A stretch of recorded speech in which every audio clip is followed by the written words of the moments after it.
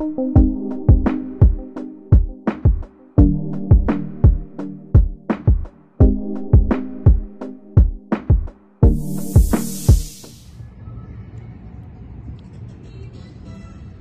bienvenidos a este video sobre el dogmatismo, en el cual explicaremos su definición, características y sus principales representantes.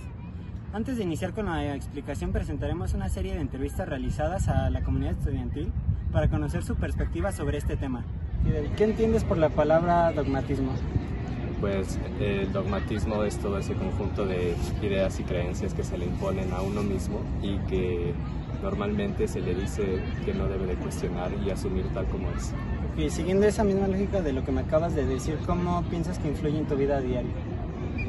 ¿Cómo pienso que influye? Pues yo realmente no me considero una persona que siga algún dogma, sino más bien que a través de la autocrítica siempre intento buscar alternativas o distintas maneras de ver las cosas. ¿Qué entiendes por la palabra dogmatismo? Pues entiendo que es pues todo ese conjunto de ideas con las que te forman desde pequeño y aún creciendo en diferentes entornos que tú lo sigues repitiendo o creyendo o te sientes convencido de eso. Y con base en lo que me acabas de decir hace un momento, ¿cómo piensas que influye en tu vida diaria? Pues pienso que a lo mejor en algunos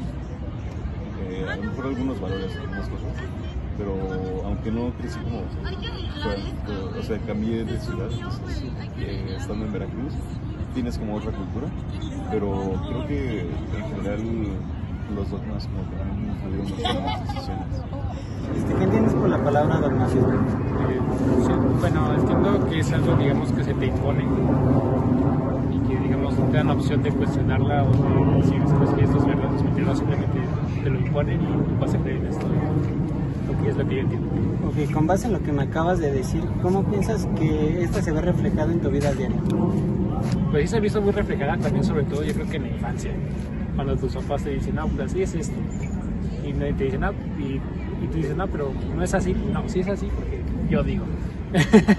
Entonces yo creo que desde ahí se comienza y pues también, como dicen en otras áreas como en la religión, en la escuela, incluso algunos profesores que quieren tener la razón y pues las cuestionas y pues se ofenden, ¿no? ¿Qué entiendes por la palabra dogmatismo? Bueno, visto desde el derecho podría decir que se encuadra como en un conjunto de normas y reglas de las cuales no se puede salir, o sea, está muy encasillado y lleva a que uno repite conductas que pues a veces son anticuadas.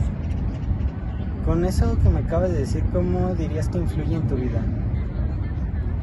Pues yo creo que influye en la de todos, ¿no? Porque, pues digo, en el diario vivir se nos imponen ciertas reglas directa o indirectamente, ¿no? Que tenemos que cumplir, inclusive con los estereotipos o prejuicios, o sea, está inmiscuido, ¿no? Esa parte del dogma o de, pues sí, cualquier cosa que podemos llegar a pensar.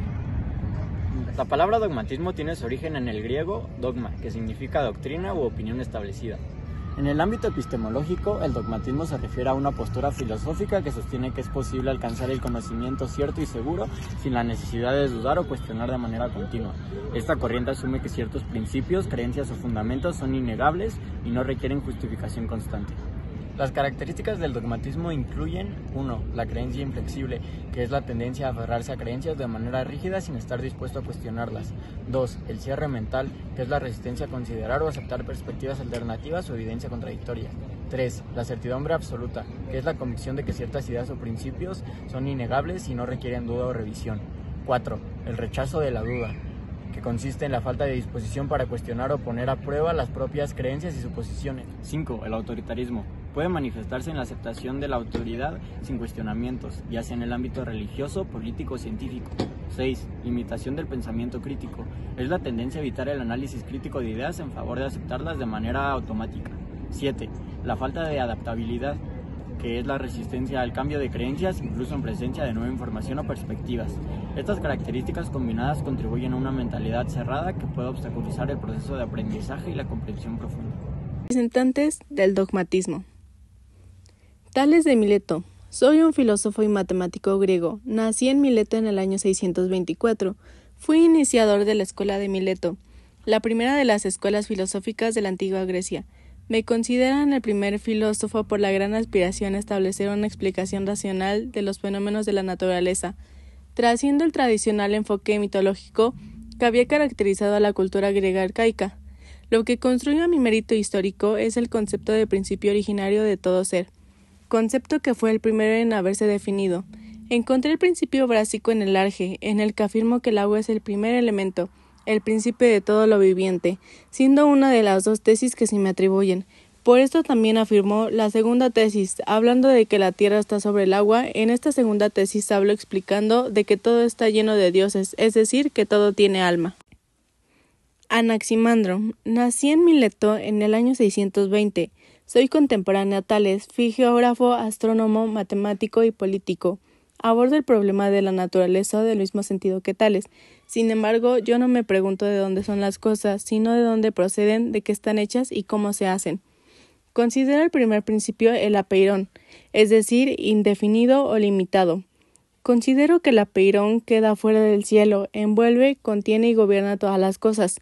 Creo que las cosas no nacen de una sola sustancia, sino que cada una tiene sus principios particulares. Los principios de las cosas son indefinidos y dan origen a mundos innumerables. Anaxímenes. Nací en el año 585. En Mileto fui discípulo de Anaximandro. Concibo el cosmos como un animal viviente dotado de respiración. De ahí proviene mi principio, en el que hablo del aire como principio primordial de todas las cosas, pero no se trata de un aire atmosférico, sino de un elemento interno. Pitágoras. Nací en Samoa en el año 570. Se me conoce como el padre de todas las patrañas. Tomé la doctrina del alma, ya que de esta procede de otro mundo. Propongo el principio de los seres, no de la materia.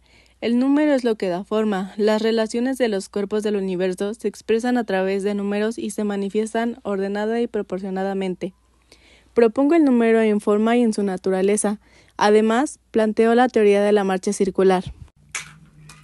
Heráclito. Fui un filósofo griego nacido en Éfeso, Asia Menor, en el año 536. Me llamaban el Oscuro, por la forma en que exponía mi doctrina. No será ni el Arge, ni el agua, ni el apeirón, sino el devenir. Ningún ser humano ni divino ha hecho este mundo, sino que siempre fue, es y será eternamente fuego vivo, que se enciende según la medida y según la medida se apaga.